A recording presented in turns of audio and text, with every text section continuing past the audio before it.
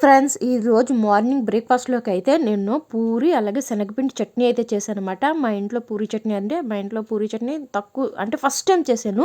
First time చేసిన కానీ taste అయితే చాలా బాగా వచ్చింది.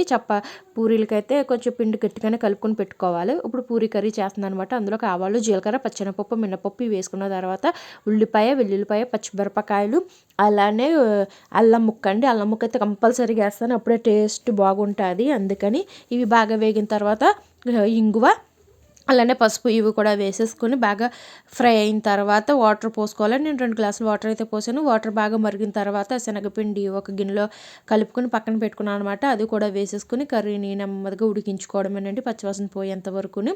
ఈ లోపల నేనైతే పూరీల కోసం ఆయిల్ అయితే వేడి చేసి ఉంచానమాట. వేడివేడిగా పూరీ కర్రీ వేడివేడిగా పూరీలు తిందామని అయితే, ఎందుకంటే వాతావరణం చల్లగా ఉంది కదా, అలాంటి టైంలో వేడివేడిగా ఏదైనా తినాలనిపిస్తుంది కదా, అందుకని అయితే మార్నింగ్ బ్రేక్ఫాస్ట్లోకి అయితే ఇలా చేశానమాట. ఫ్రెండ్స్, నా వీడియో నచ్చినట్టయితే సబ్స్క్రైబ్ చేయండి, సపోర్ట్ చేయండి. చూసారు కదా పూరీలు ఎంత బాగా పొంగుతున్నాయో.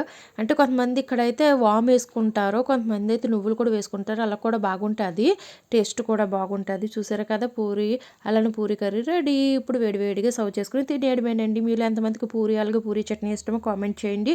నా వీడియో ఎలా ఉందో చెప్పండి. నా ఛానల్ సబ్స్క్రైబ్ చేయండి. మీరు సబ్స్క్రైబ్ చేసుకుంటే నాకు ఎంతో సపోర్ట్ని ఇచ్చున్నట్టు ఉంటుంది, కాబట్టి ఎంకరేజ్ చేసినట్టు కూడా ఉంటుంది. చూసారు కదా, ఈ విధంగా అయితే మార్నింగ్ బ్రేక్ఫాస్ట్లోకి అయితే రెడీ. ఫ్రెండ్స్, చూసారు కదా ఎంత బాగా వచ్చినాయో, నిజంగా వేడివేడిగా కాలిపోతుంది తింటుంటేనే.